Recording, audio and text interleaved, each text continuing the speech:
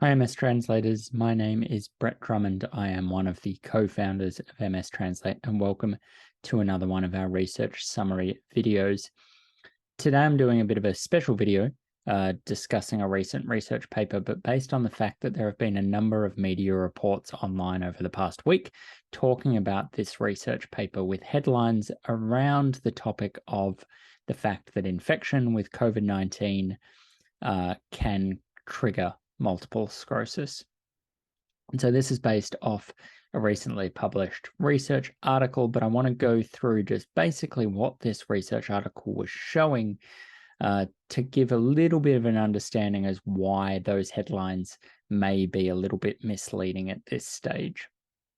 So firstly, it is worth saying that there have been observations in people who have had infections with COVID-19 that some people have experienced some central nervous system or CNS symptoms post-infection. We know that some people experience long COVID, and as part of those, there have been some side effects or longer-term side effects involving nervous system related symptoms. Now, I'm not going to focus on those in this video. If that is a topic that you would like us to cover, please do let me know in the comments below the video, and we might look to get a neurologist to do a Q&A with me regarding that topic. But so for today, I just want to cover specifically this research. The research paper in question is in the link below the video, so you can access at least the abstract of that paper to see the one that we're going to be talking about. So in terms of this research, really what they were looking for was to see whether or not there is the possibility of molecular mimicry between SARS-CoV-2 or the COVID-19 virus and proteins that we know are implicated in multiple sclerosis. So let's break down exactly what that means to begin with. So molecular mimicry, which you may have heard us talk about in previous videos, particularly related to EBV or Epstein-Barr virus, is this notion or theory or process really where the immune system becomes activated to respond to a foreign organism or a pathogen such as a virus or a bacteria. But then the immune cells that respond to part of that virus or bacteria or whatever it is then also recognize part of our self proteins. And so in multiple sclerosis, what we've seen, and there is a video where we talk about this related to EBV, again, that will be linked in the beneath the video. What that means is that there are immune cells that get activated against Epstein-Barr virus, and the T cells that or B cells that become activated against the virus then could also recognize a protein in the myelin sheath. In the case of the EBV research that was done by the group at Stanford, this was against a protein known as glial cam, a protein that makes up the myelin sheath.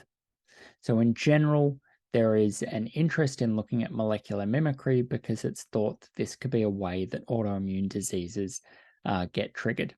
The body responds to a virus or a bacteria, and then just through a case of mistaken identity, begins to attack self. And this is then what triggers that autoimmune process. So the researchers in this study were interested to looking at seeing whether or not there was any possibility that this occurred with SARS-CoV-2, COVID-19, and proteins implicated in multiple sclerosis, as a way of suggesting, could this have some implications for the central nervous system symptoms that are seen in some people after an infection with COVID-19. And so to do this, at this stage, they purely used computer modeling.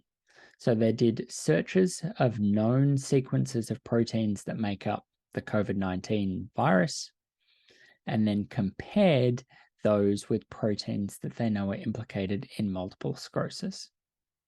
And what they saw was that there was a certain region of a specific protein in the COVID-19 virus that lined up or had similarity with a number of different proteins that we know seem to be a target of an immune response in multiple sclerosis. So what does this mean? This means that there's certainly some potential for molecular mimicry to occur. what tends to be the case is that they're small sections of proteins. If they look the same and also bind to a specific molecule that the T cells need them to bind to recognize, then that could be what then causes immune response against both. However, while this is interesting, I think we need to be careful around going too far ahead of ourselves in terms of headlines around the fact that COVID-19 may trigger multiple sclerosis. And if we think back to that EBV story, we need to then think about how EBV fits in the broader context of people living with multiple sclerosis in the general population. So that same sort of finding would be true in Epstein-Barr virus. We would see parts of Epstein-Barr virus that would resemble parts of the myelin sheath. But we know that while it looks like EBV is certainly implicated in multiple sclerosis, and the current theory is that Epstein-Barr virus is necessary but not sufficient to cause multiple sclerosis, it's that second part that we need to keep in mind when we start talking about COVID-19, because there are millions of people who get infected with Epstein-Barr virus that never go on to develop multiple sclerosis. Now, the likelihood and the reality is that they have the exact same similarities in the virus proteins as in their self proteins, but for some reason they don't develop MS. And so just having similarities between the virus and proteins that are implicated in multiple sclerosis, proteins that make up this myelin sheath, is not enough for the disease to develop. There has to be other factors there that are contributing. And so in terms of this COVID-19 finding, we're really at that very earliest stage. They've purely done computer work so far. There's been no work done in animal models. There's been no work done in cell cultures. There's definitely been no work done in human trials to investigate this, to see whether or not they can isolate immune cells that react against both this COVID-19 protein and against the myelin sheath. So it is a very interesting finding, and it's certainly something that we're not trying to say is not interesting, but we just need to be careful about going from this really early stage finding to all the way at the end of the story and making conclusions like COVID-19 could trigger multiple sclerosis. There are a lot of other steps along the way in terms of this research, and there are likely a lot of other factors that would need to come into play. So we just really need to keep that in mind. I think that's the key message from this research. As I said, it is interesting. It will be interesting to monitor, and we will continue to provide updates, but it's really important that we keep all of these findings in context, both with really positive findings and with really negative findings. And you know, if you've followed our channel for a while, that's what I really try and do, and provide a balanced sort of findings and outcomes so that we really have an understanding of how this fits into the broader picture for people living with multiple sclerosis. As always, if you do have any questions about the science or the research covered in this video, please do ask them below, and I will try and get back to you and answer them as quickly as possible.